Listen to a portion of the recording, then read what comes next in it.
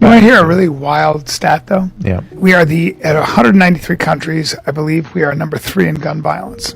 Okay? But if you were to take the 5 cities where there is the most gun violence, Chicago, Philly, I think Houston, Chicago, Philly, Detroit. St. I Louis. don't know if it's LA, but I think it is LA. Just sheer numbers. Yep. Right. So it's all these cities. If you were to take out the cities and they all have the strictest gun controls. So it's St. Louis, Detroit, it's Chicago, it's Philadelphia, and I think it's Los Angeles. And they have the strongest, the very, very tight gun laws. Keep in mind, they are blue, I'm just saying, not, but if you were to take them out of the equation, we would not be the 3rd, we would be the 189th. Wow. That's pretty significant.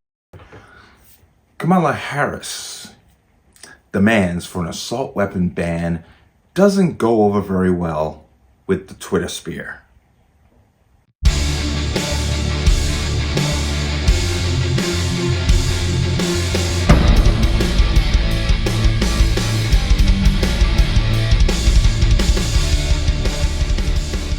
Welcome to another installment of the Connecticut Gun Bench. Today's video is brought to you by P.A.N. Firearms, LLC. P.A.N. Firearms for your NRA certification and multifaceted gun training. You can reach us at 203-300-6343 or use our website at www.panfirearmsllc.com. As always, there'll be a link in the description box below. And if you like my channel, like my content, and what I do here, you can support me with the link in the description box. Everything is appreciated. But let's talk about this. As you know, a couple of days ago, I did a video about Kamala Harris. She has now become the gun czar. And, well, she's pretty much off in stride as she did with the border. She's doing just as good a job. But she has been out pretty much being the front spokesperson for gun control for this administration. And she went, of course, into her assault weapons ban tirade. And consider weapons of war.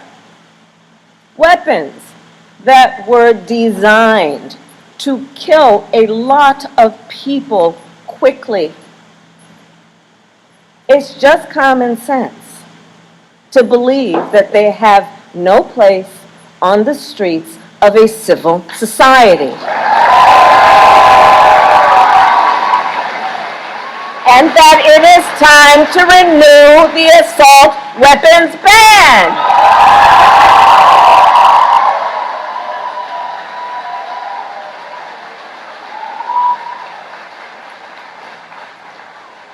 And on the subject of gun safety laws, it is a false choice. It is a false choice to suggest that we have to choose between either supporting the Second Amendment or passing reasonable gun safety laws. We can do both. We can do both. And the majority of NRA members support background checks for all gun purchases. We just need leaders to step up and show some courage. Well, apparently, people just didn't take lightly or even kindly to what she was saying. But I'm going to come right into here. And it's Kamala Harris demands for assault weapons bans jeered. Quote, heading out to buy some more. This is her stating, weapons of war have no place on the streets of a civil society, the vice president said. And once again, this is the elitism in these people. They don't have a problem with these weapons of war protecting them, but you can't have one. Remember, these people are not anti-gun. They are anti-you having a gun. That's the difference. That's the point. So all these people, Blumenthal, Murphy, Lamont, Biden, Harris, across the board, they are not anti-gun. They are anti-you having a gun. But let's go down to here. Vice President Kamala Harris kicked over a beehive after she said some firearms have no place in civil society on Twitter Thursday. Biden's vice president has a history of verbal gaffes. That's an understatement. It's kind of a birds of a feather, her and Biden. But she was very clear in a tweet that called for an assault weapons ban from Congress, promising the president himself would sign it. Quote, weapons of war have no place on the streets of a civil society, she tweeted. Congress must pass an assault weapons ban. President Biden will sign it. Critics, ranging from political commentators to gun right organizations, scorched the vice president in response. Radio host and author Dr. Mark Young tweeted, "Make you a deal. We will ban all the weapons that you can show are used on an actual battlefield," which is not an AR-15, which is absolutely true. An AR-15 has never been used in combat. That's why we left $7 billion of real weapons of war on the streets of Afghanistan, because they aren't civil. American Firearms Association wrote, last in bimbo, Kamala. Patrick Parsons, the executive vice president of American Firearms Association, tweeted, "Because of your tweet, we're heading out to buy some more of this weekend, Kamala." Quote, "This republic was founded by free people using weapons of war." That's right, the musket was a weapon of war. Radio host and former NRA spokesperson Dana Loesch tweeted, "They literally made this society. You'll ban nothing and Biden will sign nothing." Multiple other commentators appealed to America's past as well as defense against tyranny. Attorney Costas Moros tweeted, "A civil society needs weapons of war." Yeah, because tyrants have historically made societies quite uncivil, and that is absolutely true. You think back to every society that has gone tyrannical.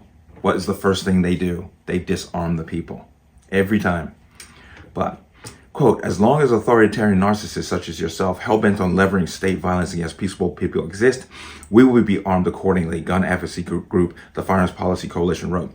"Our natural right to self-defense will not be negotiated. Stack up or F off." Some commentators implied Harris was being hypocritical by calling for citizen disarm while she benefits from having a security team. No kidding. Quote, "Your bodyguards and dozens of civil agencies like the USDA, the U.S. Department of Education, and the EPA, including the IRS, possess the weapons you are calling weapons of war," Representative Tom Massey, Republican in Kentucky, tweeted.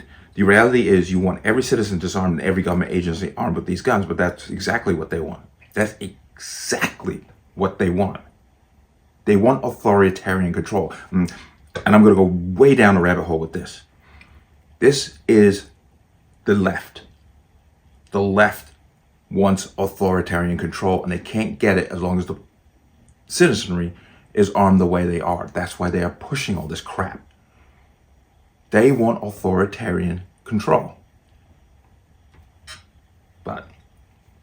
And Ron DeSantis jumped in. Or how about we do an inventory of the weapons your protection team carries? Why would they be entitled to such firearms but not regular citizens? Ron DeSantis' PAC national spokesman Steve Cortez tweeted before quoting from the Second Amendment, "Shall not be infringed." You know, I'm going to come out of here. There's some forward-thinking people. They really were forward-thinking people. When they wrote the Bill of Rights, they said, they foresaw these people. They pretty much come from that society to create a new society, and they knew that people like that would slowly and surely raise their heads up like cobras to go after the rest of the people. They saw it coming. That's why they say, "shall not be infringed." That's why they use the word arms, because they understood that technology would advance, and they understood that charlatans, exploiters, and hypocrites like Kamala Harris would become central to the problems of the country. But she got a well-deserved roasting, and I have no problem with that. I mean, the fact that they made her the gun czar just pretty much shows they have no confidence in her whatsoever, because she's gone from one bad assignment to another, and pretty much all she's going to do is speak. And it just amazes me that a person who could not get 1% of the vote in the Democrat primaries in 2020, or 2019 actually, is now the vice president. She was unpopular then, she's unpopular now, and she's a hair's breadth away from the presidency seat. That's worrisome. But let me know what you think. As always, you can leave your comments in the section below. And as always, any statements of violence, statements that lead to violence will be removed. Please like, share, comment, subscribe. Don't forget to hit that notification bell so you're notified the next time a video goes live. I will see you on the next one. Peace.